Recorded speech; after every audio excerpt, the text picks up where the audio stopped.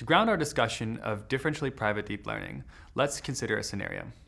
Let's say you work for a hospital and you have a large collection of images about your patients. However, you don't know what's in them. You would like to use these images to develop a neural network which can automatically classify them. However, since your images aren't labeled, they aren't sufficient to train a classifier. However, being a cunning strategist, you realize that you can reach out to 10 partner hospitals which do have annotated data. It is your hope to train your new classifier on their datasets so you can automatically label your own. While these hospitals are interested in helping, they have privacy concerns regarding information about their own patients. Thus, you'll use the following technique to train a classifier which protects the privacy of the patients in the other hospitals. So first, you'll ask each of the 10 hospitals to train a model on their own datasets, so generating 10 different models.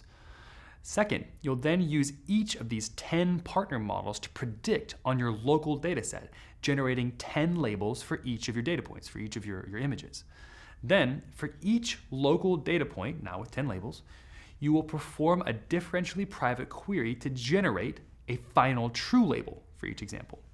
This query will be a max function, where max is the most frequent label across the 10 labels assigned for each individual image.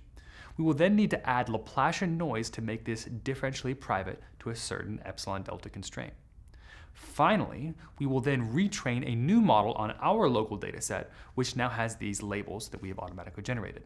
This will be our final differentially private model. So let's walk through these steps. I'll assume you are already familiar with how to train and predict a deep neural network, so we'll skip steps 1 and 2 and work with example data. We'll focus instead on step 3, namely how to perform the differentially private query for each example using toy data.